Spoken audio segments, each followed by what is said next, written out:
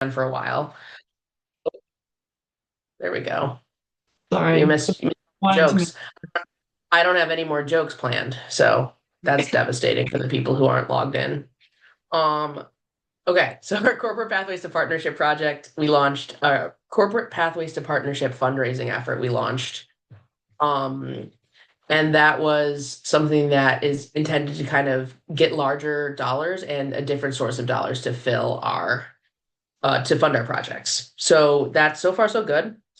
We've had some volunteer groups with corporate volunteers coming out and doing trail maintenance, invasive species pulling. One of our partner groups, Friends of Stony Brook, is starting to look at local small businesses to kind of fund their next phase of their design for the Stony Brook restoration. And LNRP as a parent organization got our first we secured our first large corporate donor for one of our restoration projects. So there's been a lot of early success with this, and I'm hoping to keep that momentum up. And last but certainly not least, as far as impact in organization in operations for 2025, is that we completed our 3-year strategic plan. And because of all the things I talked about, the federal funding landscape, the transition challenges, having relatively new staff, it's been really great to have that strategic plan and to sit down with the board and the team to talk about what our goals are for this year and how we want to continue to build the foundation for LNRP. So you'll hear some of the like strategic plan elements kind of sprinkled in throughout this entire presentation. Cool. All right. So now on to the fun stuff, our programming impacts. Um, we had a lot of different programs that we wanted to highlight, and we weren't really sure. We were just thinking about how we wanted to best highlight these. And so Sam, Patricia, and I decided that it would make sense to do kind of one impact for each of our 3 Cs. So for those that don't know, LNRP's 3 Cs are conservation, collaboration, and community. And so we're going to talk first about a program that we think kind of highlights our conservation impact. And this is our U.S. Forest Service funded, although there are multiple other funding sources, as you can see on the slide, but primarily U.S. Forest Service funded regional tree planting initiative. And this was, we did this in partnership with Stantec Consulting, the engineering firm that we work with on projects like this. This is a really cool project because it was a 6-year regional effort. So there was multiple series of federal dollars that we were able to use. We're currently on, it's called internally we call it phase 4, but it's the last phase of this coastal reforestation effort. We were able to plant almost 18,000 trees in over 40 different sites throughout our coastal counties there. And so what I like about this project and why we wanted to highlight it is one, it's wrapping up. So we're finishing up the last 2 project sites up and door. And then this kind of specific phase of this project will be done. And so it's really a cool opportunity to look at what worked at this project and what didn't, and what does LNRP want to look at for broader regional conservation initiatives moving forward. And it's a good contrast as well to a lot of our hyper place based work. So, a lot of our work is really focused on a very tight geography, and this is a cool project that really highlights the broad scope of our region and being able to make impact regionally as opposed to just within communities. Um so yeah, last that's kind of our conservation highlight. And it's a cool project, and I'm gonna switch it over to Sam, who's gonna talk about a different program highlight now. Yeah, so as Amy said, we have those 3 Cs, and our second C, I'm not muted, right? You can hear me? Okay, cool. Our second C is collaboration. And I think we all know that it's impossible to tackle our environmental struggles alone, making collaboration such a key part of all of our work. And there's many realms when it comes to projects that need to be tackled. We often think of, getting the funding, implementing design, and then going through to construction. But one of those early stage things that many people don't always think about or feel like doing the dirty work of is the research behind it. So LNRP has been really fortunate to partner with 3 different universities in this past year on some wonderful research, including UW Green Bay, UW Stevens Point, and the School of Freshwater Sciences down at UW Milwaukee. And this one is really special to me because this collaboration is why I'm here today. So this collab consists of student-led research throughout all of those universities, giving students that hands-on approach to real-life fieldwork, while they also get to present the research, which teaches them, how to inform different types of audiences, from lay people to other scientific professionals. These positions allow them the opportunity to get that hands-on research experience, presentation experience, but also the opportunity to network with other professionals, leaving them with great connections when they leave college, and substantial points that they can put on their resumes and CVs. University collaboration is so valuable because not only does LNRP and our partners get some great labor, and data that gets used for actual implementation into these projects, but the students themselves get to grow into more well-rounded scientists. And when that partnership benefits both parties, it really solidifies this wonderful opportunity for collaboration that LNRP really strives for. That's my spiel for now. Thanks, Sam. Let's see. I'm waiting to change my screen and my computer is moving a little slow. There we go. Okay, I get to talk about the final C of our programming impact, which is community. And we're highlighting a community partner we have built with the Three Sheeps Brewery in Sheboygan. We've been really fortunate to kind of slowly build this partnership over time, and it'll continue into the 2026 year. But the brewery is dedicated to giving back to their community through local organizational partnerships and then supporting those organizations' fundraising initiatives. So in end of 2024, we started this relationship by co-hosting our first ever Conservation on Tap event. This was hosted in their loft space right above their tap room. More than 30 attendees joined us to learn about our 4 local Sheboygan partner groups. So that's Friends of North Point, Friends of Peace Park Sheboygan, Restoration of Our Trees Sheboygan, and Sheboygan River Basin Partnership. They also then heard a presentation from Jeff Lutzy with Climate Change Coalition of Door County about their big plant and solar education programs.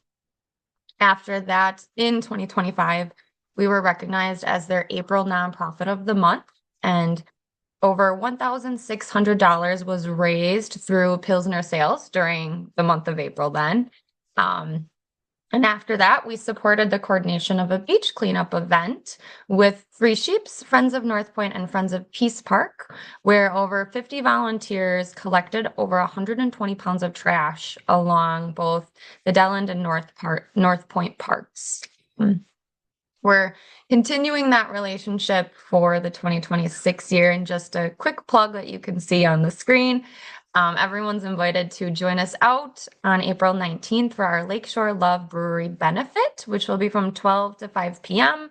in their tap room. The promotion of this event is actually going to be starting in the next few weeks, so you all get a little sneak peek invites. And then you're also invited to visit the tap room anytime during the month of April of this year, because we were chosen as their nonprofit of the month again. So if you sip on some Three Sheep Pilsners during that month, for every Pilsner pint sold, $1 goes directly to LNRP to support our incredible work. So I'm going to now pass it back off to Amy, and she's going to kind of kickstart some of the resolutions that we are focused on for the 2026 year. Yeah, sorry. Thank you. So I get to talk about resolutions. I think this is probably, not that our impact is insignificant, because it is, but I think this is kind of the most important part of what I want from this webinar is to really look ahead as a team, but also as a broader LNRP community, and kind of see some of the stuff we're planning to work on. So on an organizational level, we've got so a few, I don't know how those work, key goals. the first is that we need to build up our staff capacity and hire for vacancies. I know I talked earlier about 2025 and having some turnover in staff as well as leadership transition. And so I I for one, I'm really, really proud of what our small team has been able to accomplish. Me, Sam, and Patricia, and then Jeff at Climate Change, as well as we have a part-time finance coordinator. But what we're really hoping is to hire for the two vacant positions that we have. And those two vacant positions are going to free up staff capacity for us to do what we're already doing better, as well as to hopefully expand and build out some new programming in our projects area. And so we're looking forward to that in 2026. We're also hoping to increase our organizational visibility, which I think those of you on the call, you obviously know LNRP and you know the work we do. And I've been here for a little over 3 years. And what I've found is that this organization has an awesome reputation when folks have worked with us. But the problem that we're seeing is that if you haven't necessarily worked with us, our name is not as well known as we would like it to be. And so one of our resolutions on an organizational level is to raise our profile and to have more people in the communities we work in know about LNRP. So we're hoping to present at more kind of public information sessions about our broad mission, what we do.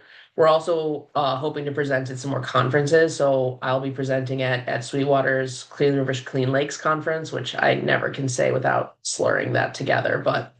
And then Fox Wolf Watershed conference as well. So those two conferences, and just bring more attention to LNRP, because I think the more people who know about the work we do, the more opportunities we'll have to make a positive impact on the water quality of northeastern Wisconsin. And then last but not least, is that we're working as a staff to better define our work. LNRP does a lot of really awesome things. We have tree planting projects, stream restorations, partner groups, but I think oftentimes like the volume of the work we do is, while it's important, it becomes difficult to categorize. And so one of the things we're going to be doing as a team is working to define and explicitly lay out a lot of our programming work. And what I hope that'll do is I hope that'll be a framework that is super easy for us to present externally, and whether it's a new and well-established new partnership, a well-established partnership, our internal partner groups, it'll help us highlight the services and the work we offer so that we're able to more easily find new avenues for conservation. So those are our organizational resolutions. Patricia and Sam are going to talk about our two key programming categories, our projects and our partnerships, and what resolutions look like for those two areas. Yeah. So next is our project resolutions. And in the new year, we kind of have three major aspects that we're looking at. First of which is our decision tree matrix and categorization. I always slur those together as well, so I'm doing really well. But with such a large service range that we have at LNRP, it's really been a challenge for us to truly understand and determine exactly what will fit into our mission and vision the best when it comes to taking on new projects. So this year we'll be implementing this decision tree matrix, along with a go, no-go rubric that Amy created so nicely, to help us rank these projects as they come onto our radar, allowing us to look more thoughtfully at all different factors, including the environmental impact, available funding, community support, and project visibility. Because with such a limited team and resources, we really want to make sure that our work that we are doing is going to have the best outcomes possible. Secondly, one of LNRP's most successful and marketable programs, in my opinion, is our Coastal Resiliency Community Impact Project, or CRCIP, another long acronym that I will mess up on. But we have CRCIP projects all along our Lakeshore region, from Port Washington up to Algoma. And currently, my two major focuses are on a collaboration with a group called the Great Lakes and St. Lawrence Cities Initiatives, where we work with municipalities. Specifically, right now, I work with one in Two Rivers and one in Sheboygan. And we collaborate and utilize their resources and our resources to really start designing what a resilient coast actually looks like throughout all different water levels of high, low, and average.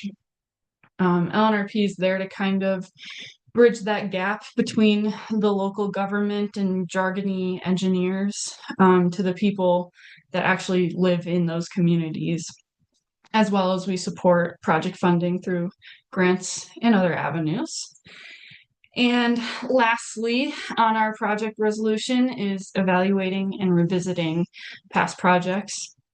So another majorly important part of LNRP's story is the work that has been done in the past. As Amy was saying earlier, we're all a relatively new team and we haven't all been here since the group started 23 years ago, and we've all been here less than 5 years for that matter. But while leadership has changed, we really want to be intentional and that we don't forget those past projects that got us our start when past leadership held those positions. So to do so, LNRP is looking back at some of our most major restoration jobs to see not only how they're doing now, but to look at what's working, what isn't working, and what can be done specifically to help further improve and potentially expand those habitat conditions. So, for example, Centerville Creek, which is LNRP's first major project that we ever took up, that restoration was finalized in 2013. So it's been 13 years since that completion. And with that, Amy and I this past fall walked the restoration area with a stream engineer. You can see in the photo on here the guy in the yellow jacket. He worked on that project originally as a stream engineer to again see what is flourishing and what could use that second round of help. Additionally, we looked at expanding that restoration area upstream of the original location. And we've also already been in connection with Manitowoc County Soil and Water to look at the best way to attack that next phase of the project. Because at the end of the day, we really want to continue supporting the hard work of the past as we go into the future. That's my spiel. Thanks, Sam. I am going to wrap up the LNRP resolutions portion by talking about the partner groups. LNRP has 15 different partner groups throughout our service region. We've got our regional networks, we've got watershed groups, and we have community partners as well. And we're able to provide some administrative, financial, and programmatic support year-round for these groups. And in the 2026 year, specifically, the internal programmatic focus for the LNRP partner groups is going to be centered around collaboration and the collective effort of the partner group leaders and committees to build strong, sustainable partnerships and meaningful community impact. So for LNRP to help strengthen the group's ability to collaborate, we're going to have 3 main themes that we're focusing on. The first is supporting partner groups' capacity and recruitment. The second is leadership succession planning. And then the third is group legacies and recognition. We're kind of pigging back off of on 2025's kind of partner group themes and continuing the momentum of supporting some partner groups with their group revitalization. We started with Friends of the Twin Rivers and Friends of Lake Bay, but they'll carry on this year and will also assist other groups that are interested. In 2025, Conservation on Taps and Meet and Greets were planned to help lead the charge on some partner recruitment by giving informational sessions about the partner group's histories, their missions, and some of the previous programs, activities, projects that they've been engaged with. So we'll continue to strengthen these partner groups along with others that are interested by investing in their internal capacity and then some of their recruitment efforts. The lunch and learn knowledge sharing sessions that we offer our partner groups are going to follow the second 2 bullet points of leadership succession planning and then group legacies and recognition. by strengthening our partner groups' leadership pipelines and increasing volunteer and committee engagement. We're helping position the partner groups for long-term success, or we're hoping to position the partner groups for long-term success, while also creating some space for new energy, ideas, and initiatives aligned with each of the group's missions. We'll also highlight new ways for the partner groups to raise awareness and tell their stories, not only quantifying the impact that they have, but telling the meaningful stories about the dedication and passion that the partner group members have for their missions. At the heart of this work, LNRP is really committed to ensuring that the partner groups, their committee members, let me go back. Committee members and volunteers are feeling recognized, valued, and appreciated for their dedication to the Lakeshore region and the communities they've served.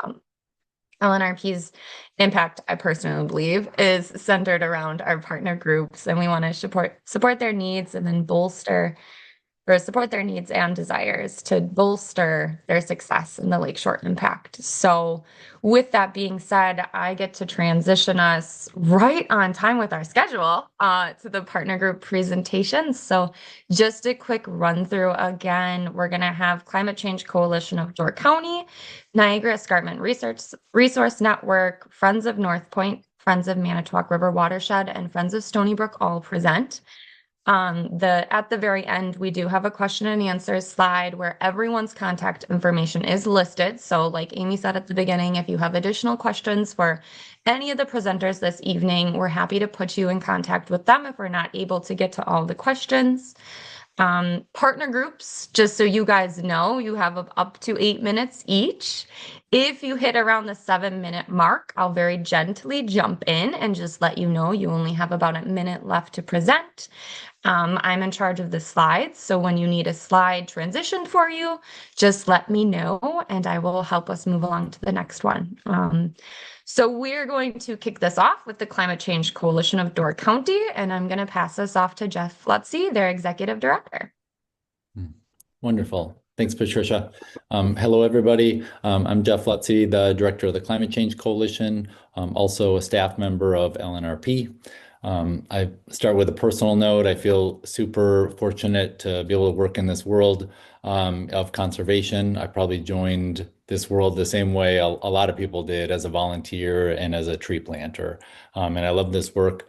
And I'll say at the outset, 8 minutes, so we'll kind of hit some highlights. To emphasize what Amy and Patricia and everybody said, love to talk about this stuff. So if this starts a conversation and we talk tomorrow or next week and do a deeper dive on any of this, that'd be awesome. I love talking about this stuff. So yeah, at Climate Change Coalition, we focus on climate education and climate action. And the couple of things we want to talk about and highlight today. First, we'll go through reflections looking back at last year, and then we'll go into resolutions looking forward to the coming year. And a couple of things that I'd love to highlight and talk about and discuss are climate action side, tree planting and community composting. And then education, solar. We've been doing solar education for a couple of years. And then the last big reflection is we grew our team. So we'll talk about that as well. Next slide, please. With tree planting, Amy alluded to it a little bit. We are super excited to be able to coordinate the Door County Big Plant. It's named that because it's bigger than all of us. It's bigger than our group. My predecessors and the founder of the Climate Change Coalition said, hey, let's give this thing a name and a logo and do everything we can to get more people planting more trees. And so we've been able to grow that and really work on sourcing, sharing, and planting 10,000 trees every year for the last 4 years running. And there's two main aspects of that. It's an at-cost, low cost tree sale in which we get as many trees out there as we can to anybody that will buy them. And then it's also the second aspect of it is we coordinate and work with a whole bunch of partners on free public tree plantings. And I can't stress enough, this is a whole county effort. We help coordinate it. So of course we work really closely with all the conservation leaders up here, the Ridges, Crossroads, Land Trust, TNC, Parks, a whole bunch of people.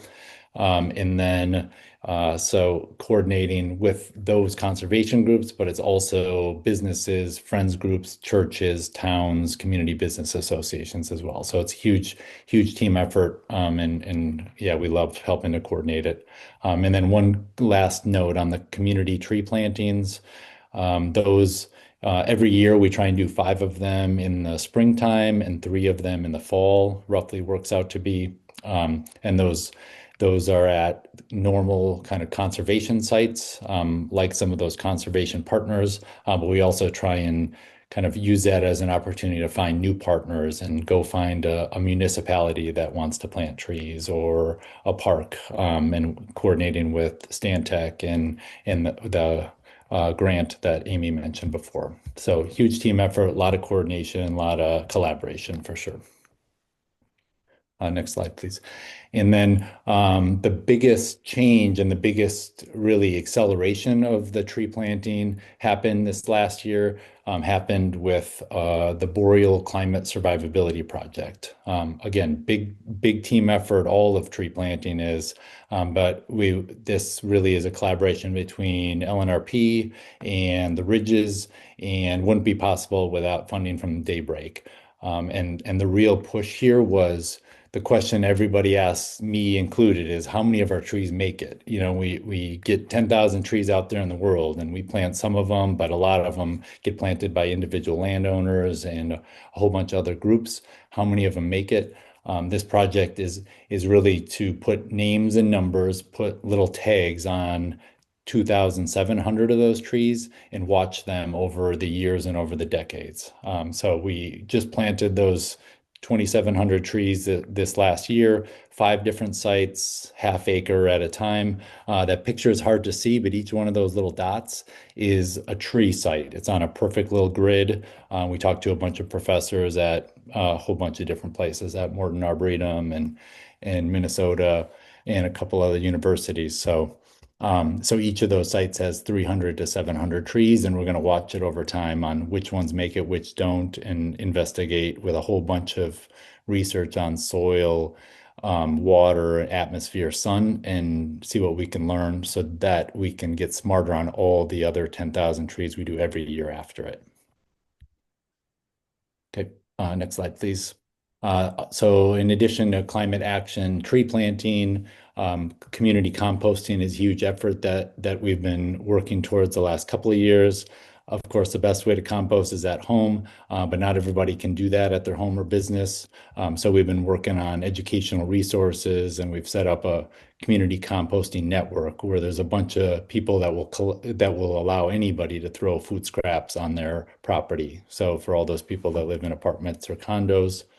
And a big push we've done this year is to really any event that has corn cobs, watermelons, orange rinds, or food scraps at the end, one of the sites will take that. So we're working really hard. I think we're at about 15 different events every year, like marathons and races and rides, as well as annual gatherings, anywhere where we can collect either a couple of buckets or a couple 100 pounds of food scrap waste. Let's get it out of the landfill and shove it in one of our piles. Next slide, please. And then another kind of thing that we've been working on solar for the last couple of years as having these little educational seminars. But a big change we did this year is we found another nonprofit that is kind of the pro on setting up group buys and really doing the legal framework. It's MREA, Midwest Renewable Energy. And so partnership with them and a solar contractor, and we helped coordinate a group buy so that everybody could get an extra discount if we all signed up. So super proud to have kind of set this up, done a lot of the outreach and education, and we found 44 new solar install, either individuals or businesses and nonprofits. So that it was cool to kind of learn how to do that, and really that the concept of a group buy really gets me and gets everybody excited, that we're doing it together as a community, and we're getting a couple percent less than market when you do that, when you're all doing it together. And then last reflection for this year, super excited. We found Callie, and so I'm our full-time person. Jess is our part-time communications manager, and Callie is our new part-time operations manager. So we just have a lot going on, and so we are super excited to have her on the team, really for one significant project, but also to help out with a whole bunch of other things like operationally helping to compost at all those events, and then also helping with volunteer engagement as we're doing a lot more of this tree planting and event coordination. So super excited to have Callie on board, and in 10 seconds, I'll tell you about the new project that she's focusing on most. So going from... Sorry, Jeff, just to jump in, you've got about a minute left. Okay, perfect. Thank you. So moving from last year to this year's resolution, significantly, we want to do everything we did last year and keep growing it, keep getting a little bit smarter and learning. And so that includes the tree planting and the community compost, and we're going to repeat that solar group buy.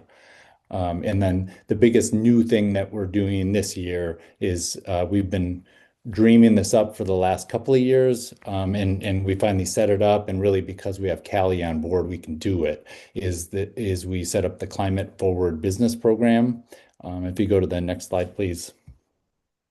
If you're familiar with either Travel Green Wisconsin or Green Tier, it's are you able to jump ahead? It's okay. But the concept here, if you're familiar with either Travel Green Wisconsin or Green Tier, voluntary program, metrics in all the kind of green things, renewable energy, having good waste reduction, better on transportation. So all those key areas have 6 to 7 metrics on good ideas to do. For example, renewable energy would be, change to LEDs, solar, EV cars, bike to work, so things like that. So our dream is really to get every hotel and every restaurant and every coffee shop and every business and office in Door County that is even remotely green-minded to say, oh, I want to join your program. It's free, and really we're the concierge to help them learn how to do the next thing they don't know how to do yet on moving to compostable cups or figuring out how to get rid of styrofoam or install solar power. So that's the big push this year. We're reaching out to everybody we can, kind of building the program and finding all the businesses that want to be part of the team. And that's a summary of that's the biggest thing we're doing next year. And again, I'm super excited to continue the dialogue after this call with anybody that wants to talk about any of that stuff.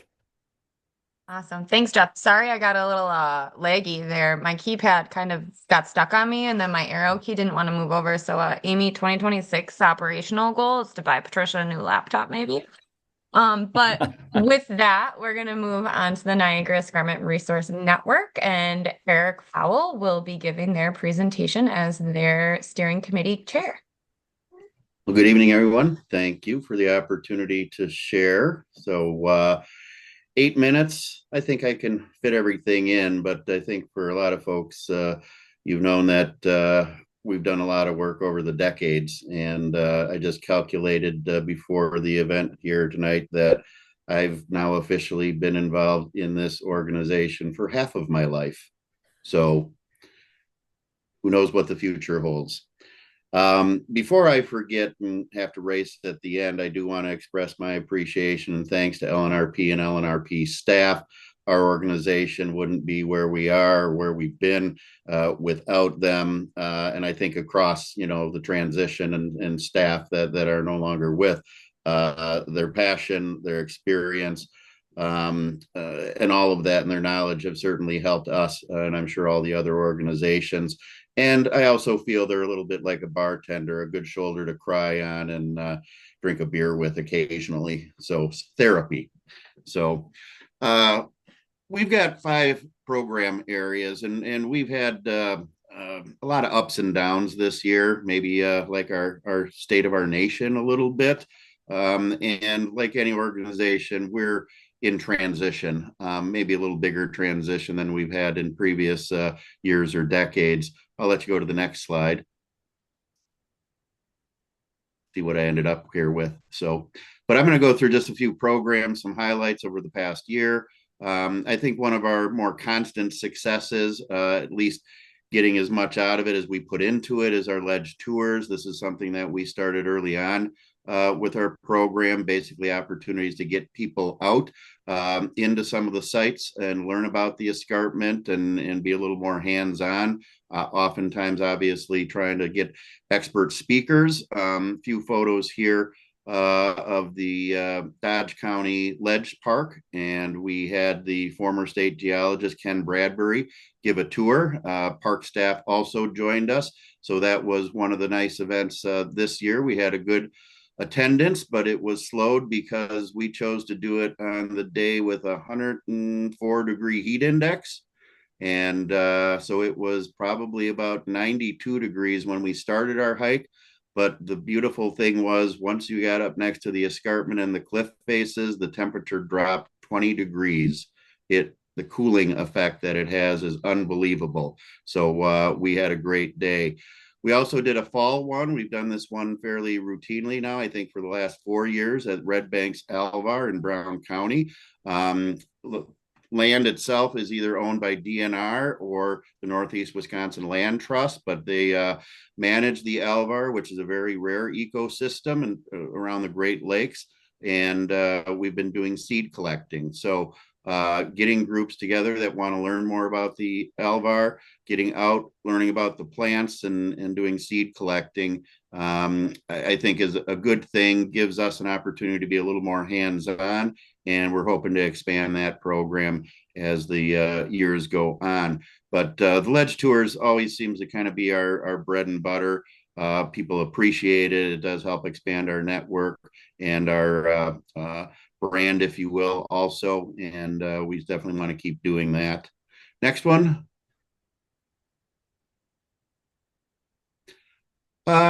Some things don't go as planned, and this is certainly unfortunate, but we had planned a fall fundraiser last year. We put a lot of time and effort in, and I know LNRP staff did as well. And I think we all felt we were going down the right path and the right direction. Had connections that we leveraged to get Harry Sidney, ex Green Bay Packer, to be a speaker, and unique venue at Fox City Stadium. But unfortunately, we had to cancel it last minute, basically due to lack of registrations. I know word got out. Maybe there's ways we could have done that better, but it's unfortunate. And for the effort and the time that was put into it, it certainly discouraged us a little bit collectively.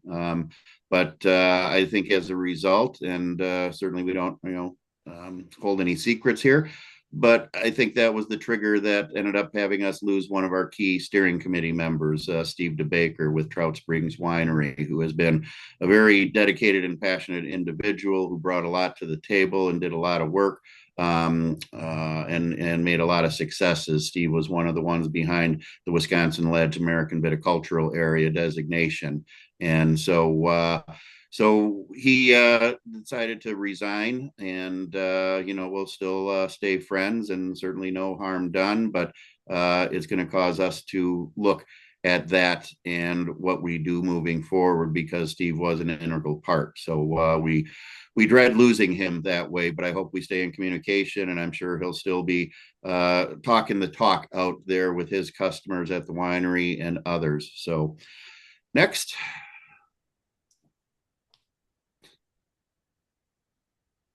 Our geotourism program, we have a lot to offer for the tourist, and I know there's some Door County folks online here, but I think, as you know, there's more than just Door County when it comes to the escarpment. Certainly it's the most impressive section, but there's a lot of resources, a lot of public lands, a lot of cool places to check out in this geography, and we want to continue promoting that. Tourism can bring about local economic development. Geotourism is lighter on the land. Tourists stay longer, they spend more, and I think it's something that we ought to continue to leverage and collaborate on. Next slide.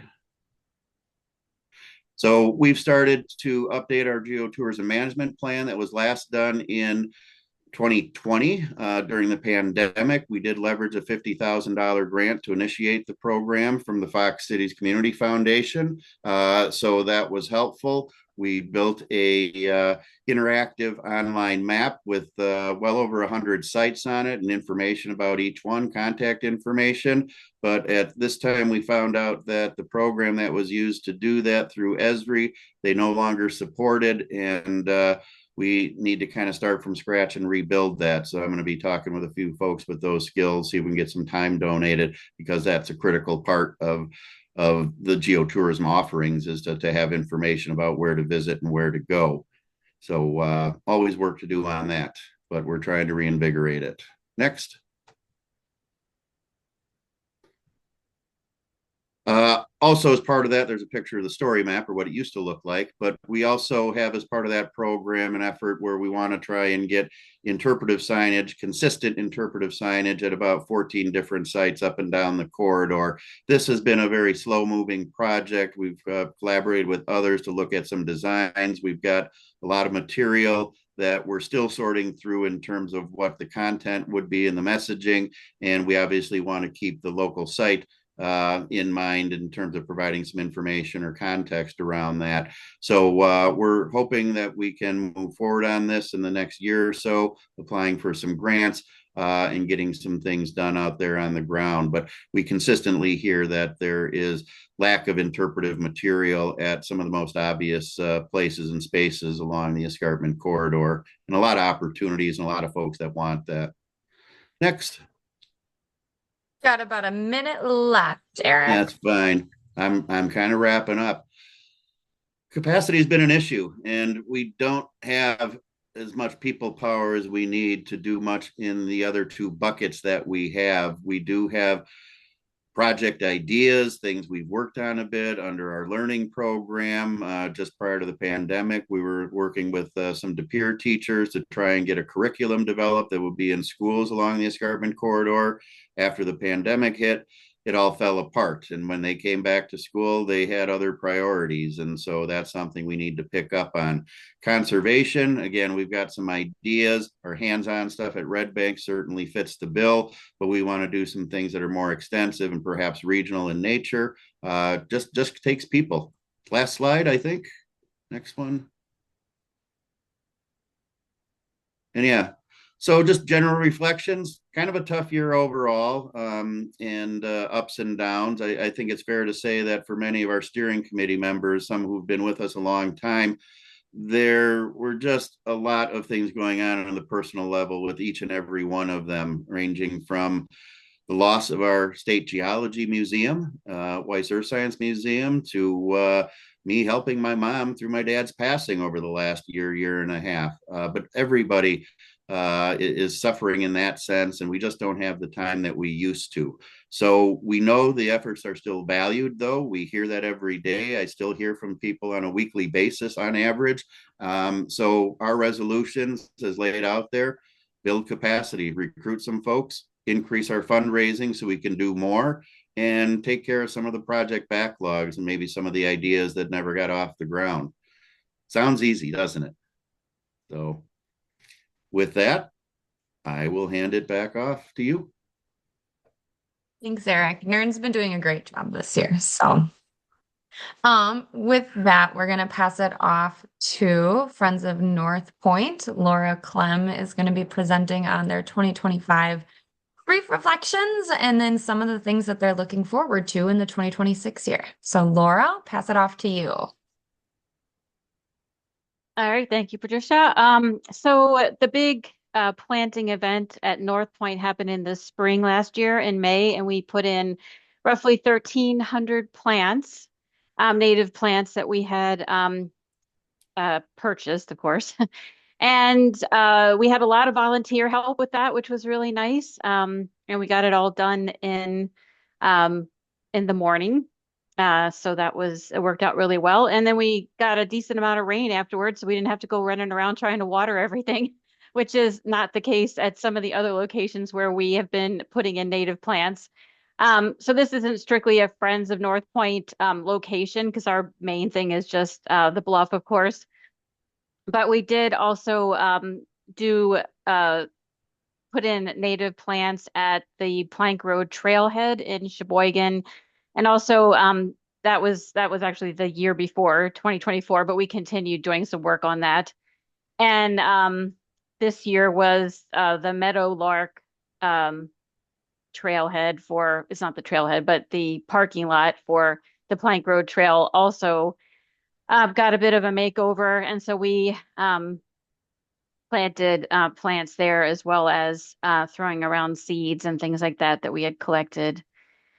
You can go ahead and advance, Patricia.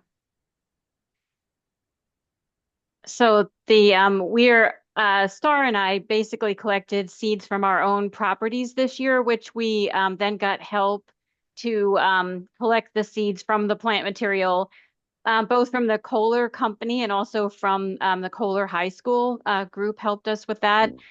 And we're going to then be giving away native seeds at the Wintergreen event at Mead Public Library on March 21st. That's between 10 a.m. and 4 p.m. open to the public if you want to stop by. The main thing that I've been spending most of my time doing is trying to get a bio blitz set up for August 1st for the North Point Bluff.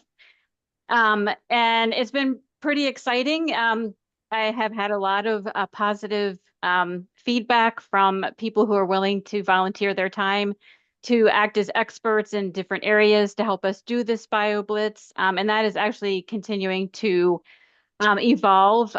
Patricia, just FYI, I keep getting more people contacting me saying, hey, I want to help. So that's progressing.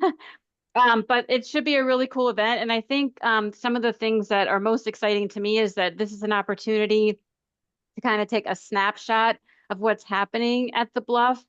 And because it's been broken up into 3 sections, we have a middle section, which has had the most work done on it.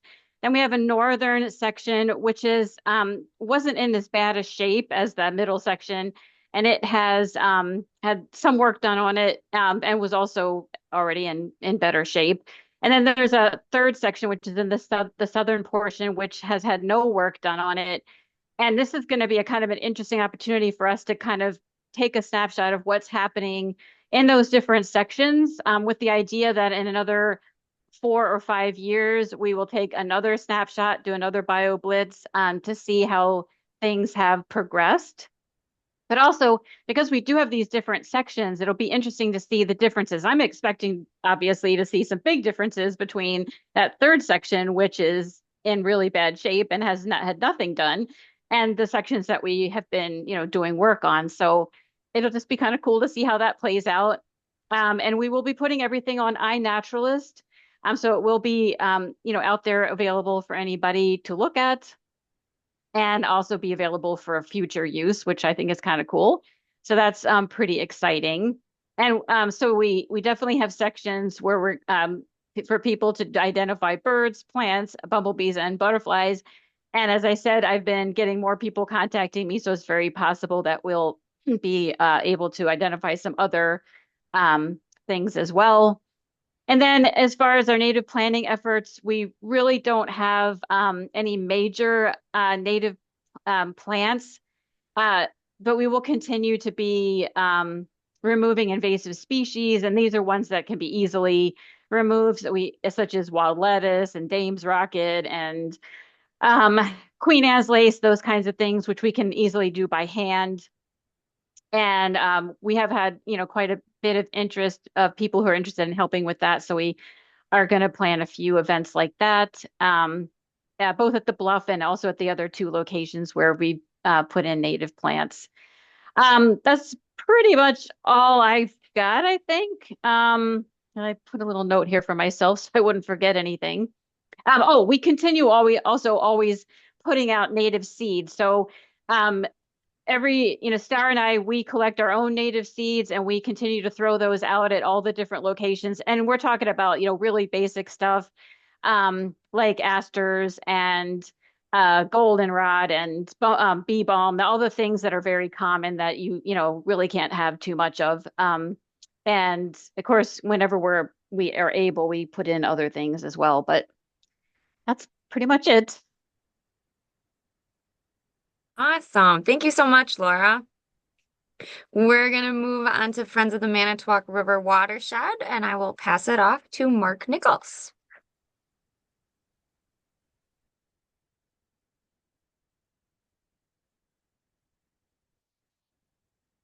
Sorry, I forgot to unmute myself.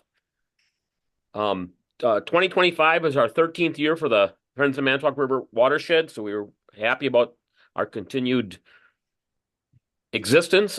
We had 2 big beach cleanups this year. We gathered 195 volunteers and ended up with 405 pounds of garbage, which was really nice. We also had our first year of we call the Manitowoc River Basin Cleanup Days. We had groups of people throughout the river do cleanups, and even though we had rain on a couple of days, we thought we did pretty well with that. We also had our 4th annual garlic, mustard, and Dame's Rocket invasive weed pulls at Lower Shooty Park, which our group has adopted. We ended up with 138 pounds of invasives this year, and it was down considerably from last year, so we believe we're making good progress on that. We've also partnered with the Collins Marsh Nature Center and the Seven Rivers Soil Cooperative and the Lake Michigan Bird Observatory. Sorry about stumbling there. And did some presentations, which were well attended.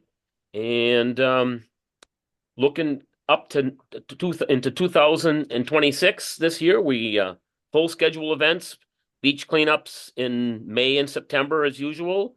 We'll do storm drain markings throughout the summertime. Hopefully have a moonlight paddle this year and not get rained out like last year. And we'll also do on the another Manitowoc River Basin Cleanup Day sometime in late April and early May. We continue to monitor things at Lower Shooty Park. We do monthly walkthroughs. We'll do our another invasive weed pull.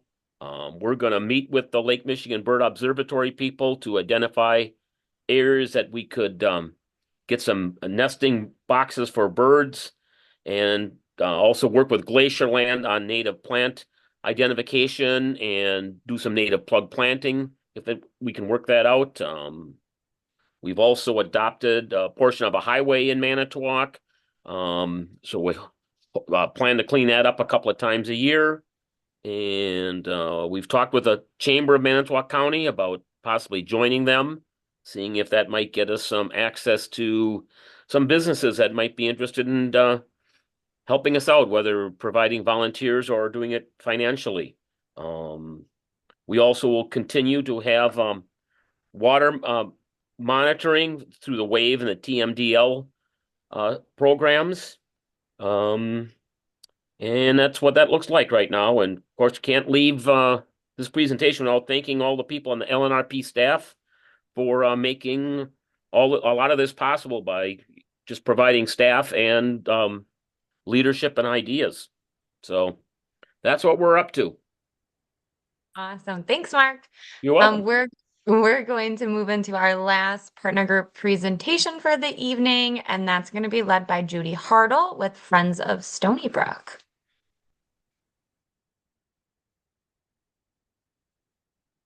Well, can you hear me?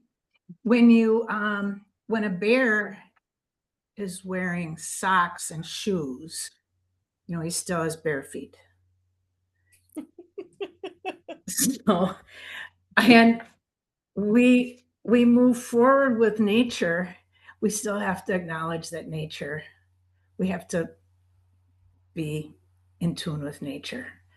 And the other lighthearted piece I want to add in here for today, my joke for the day is, well, the sheepdog came to the farmer and he said, I got all 50, I rounded up all 50 of your sheep. The farmer says, but I only have 47. He says, yeah, I rounded up.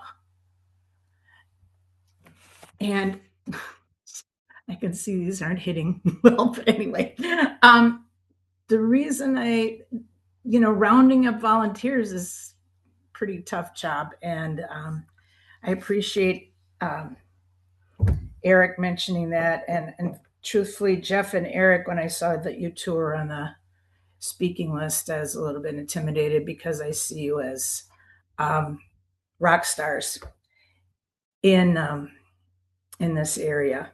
I too would like to acknowledge LNRP and a couple other people that are in our organization that we wouldn't be where we are without them. And Joe Bach is one. And I'll get to why that's important in just a minute. And Tracy Bartles, Patricia and the work with LNRP, because we're just kind of sketchy doing our thing. And the LNRP staff really helped get us organized and focused on the structures that we needed to move forward. Friends of Stony Brook began as a trout in classroom project in 2015. Tracy Bartles is a science teacher at Chilton School District.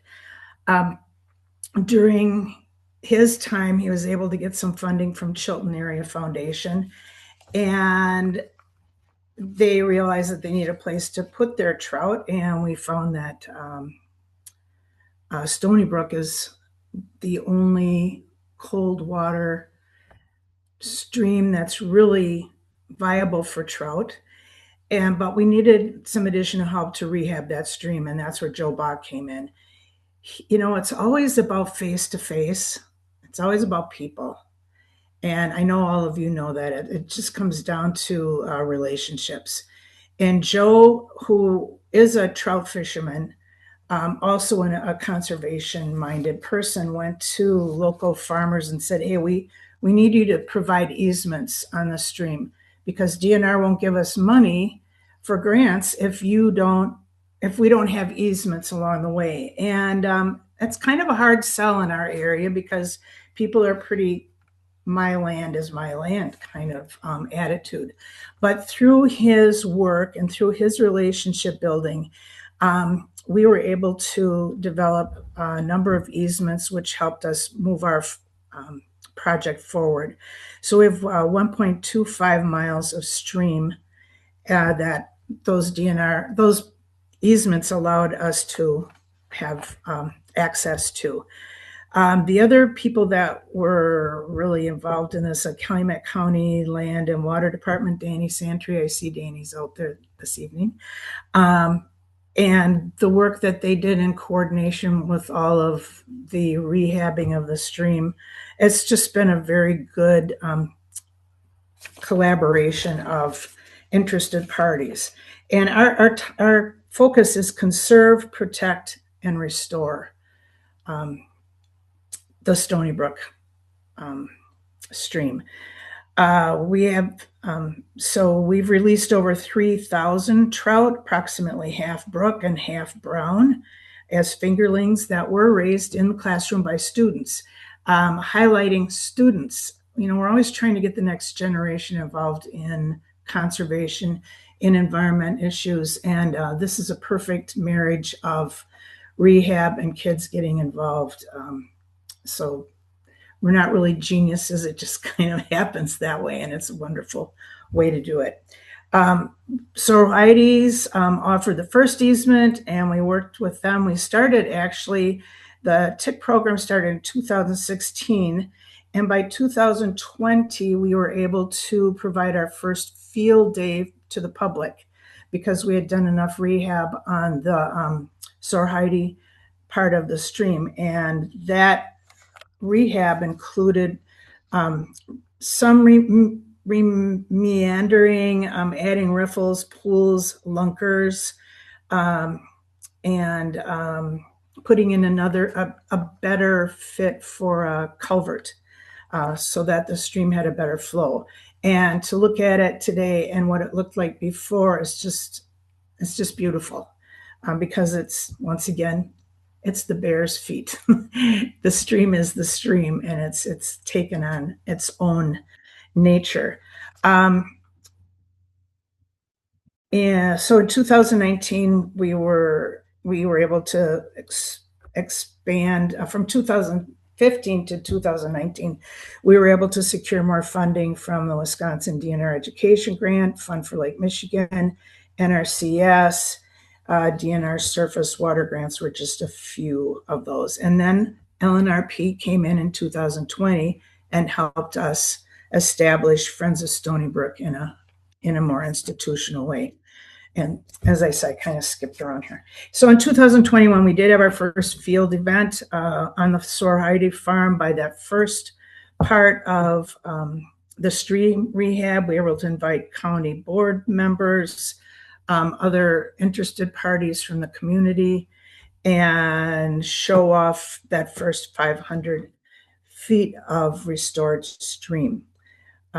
That year, in August 2021, DNR also found a Young of Year, which was proof of a natural reproduction in the stream. And it's kind of like one of those good things from COVID, because the school kind of didn't release trout really in 2020, if I'm saying this correct. And so when we came into 2021, we were able to see that, yes, DNR was able to find some proof of natural reproduction. So then we moved on to the Hahn property with more monies, we had to do a lot of engineering, but this family was willing to relocate 600 feet of the stream and allow it to go to its natural corridor, which had been moved more than 80 years previous to make room for cropland. So basically it went around the cropland. But now with re-engineering and restructuring, the stream now is in its natural meander. And once again, to see it before, which you couldn't really see it because it was just in a bramble of trees and bushes and off the side of the field. Now it cuts through the main part of the field. It's its natural self. We planted trees with the help of students. And like I said, getting students involved and with this project has been really great. Along with this, every spring when the students release their trout, we have a field day for the students. During that time, we ask them, well, how do you know your trout are going to survive in the stream? And so then they go around to different stations along the stream, and we go to different stations. They learn about temperature, macroinvertebrates, turbidity, dissolved oxygen, how the watershed works. They look for invasives. They get an introduction to fly fishing, and they get to release their trout. So once again, we're hopefully introducing the next generation of conservationists to the stream. And remember, the students live within the watershed too. So they perk up and are way more just, oh, that stream is right across the street, or it runs through our farm, or those kinds of things. So we did just work with Chilton middle school and high school students on those field days. Because one of the teachers left Chilton and went to Oshkosh, he continued the trout in classroom project in his classrooms, and now we have a second field day for students only. They come to us from Oshkosh, and they work to learn about all the properties that trout need, and they learn about it right on the stream. In 2026... Judy, sorry to jump in. Just, you've got about like a minute and a half left. Okay. The 2026, the Genzer property design is being worked on. So it's the next section of stream that we want to rehab. We're looking to have a fall brush removal with youth and conservation clubs to make that rehab happen. And the other thing, as you all have to deal with, is finances, and we've developed, I don't know if you want to change you've got that. We have recruitment for getting money from the corporations in our area to try and increase sponsorships from local businesses.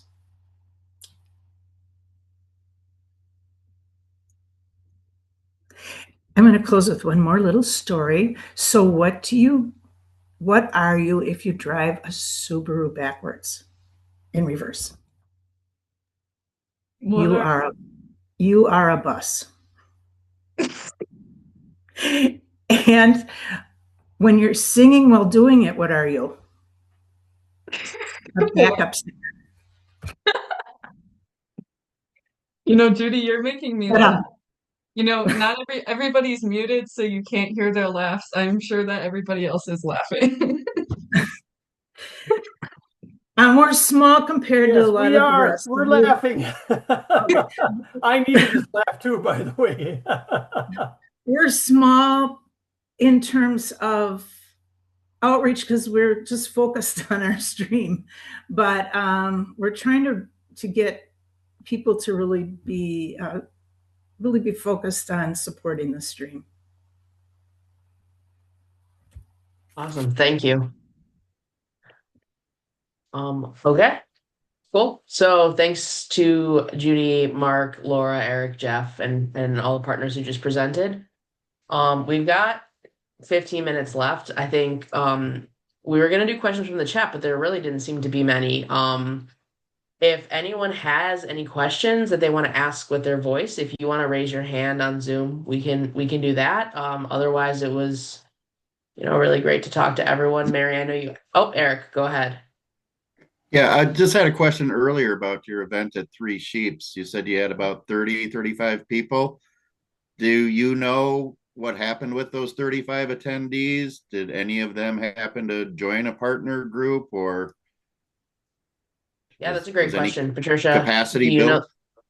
Yeah, Patricia would know. Yeah, I was gonna say that's a great question. None of the interested folks ended up completely joining a committee, but a couple of them came out for some roots tree plantings at the Sheboygan Area School District last year.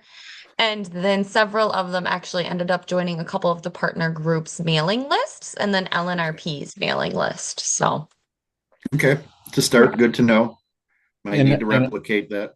Eric, Yeah, at Three Sheeps, Amy and I had a meeting with our SASD team at Three Sheeps just for fun one day, and I ended up seeing a guy there that I knew from when I was a kid, and he now is on our Friends of Hika Bay steering committee. So in that way, yes. Okay. Anyway.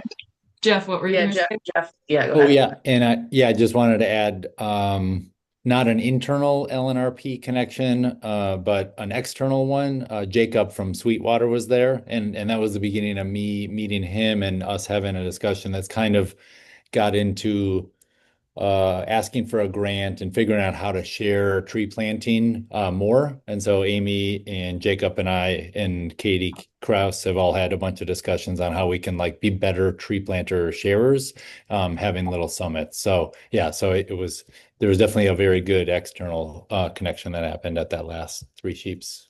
Yeah, jam. I completely forgot that Jake was there for that, Jeff. Yeah, so good. Let's do it again. Yep. Oh yeah. Yeah. Yes. Awesome. Any other questions for any of the presenters?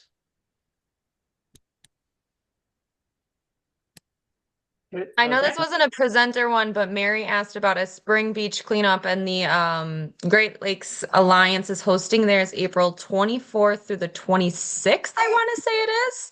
So we'll have to do some coordinating very soon, Mary, with Friends of North Point and Three Sheeps to figure out if we're going to jump in on that. Yeah. Rolf, go ahead. Yeah, I'm just saying nobody brought it up, but it's in the background now that there's this real fight against climate change. And you alluded to some of the federal grants becoming more competitive. Jeff, Climate Change Coalition, some of the other organizations beginning to plan for that in 2026, about that reality now that there's more fighting against just basic science as well as climate change and environmental issues. What about planning for that now, writ large?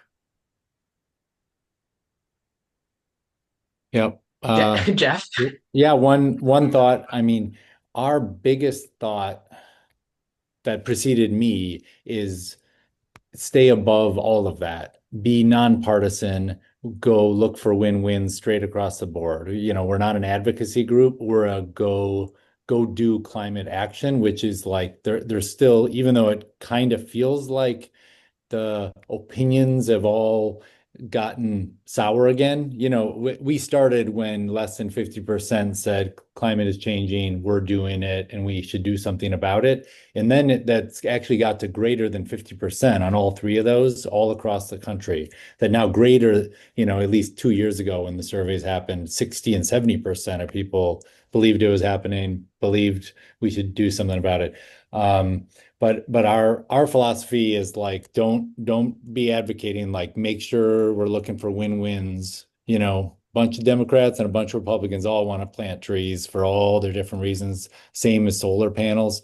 Like it does get a little bit dicier with electric cars. But yeah, in general, it's like our business program, there's nothing political. But basically, in then the other thing is we're obviously not looking for any federal grants anymore. So that's one maybe difference, that we would have been looking for those before, but now we're not. So Well, yeah, I those are my kind of first understand thoughts. in terms that's general consensus right now. It's just to kind of stay away from the politics right now and see how it plays out over the next year. I tend to think Yeah. that the pendulum will swing back, but we have to all be aware that the Yep. pendulum is swinging the other direction right now. Yep. Yep.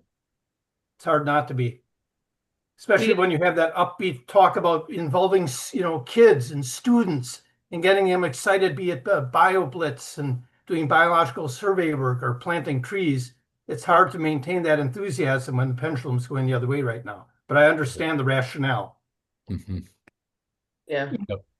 We We had got another question come up. So Sam, if you want to. Yeah, Marley asked, what is the best way to find volunteer opportunities and events with LNRP and or the other partner groups speaking today? So Patricia, our partner group director, what do you say?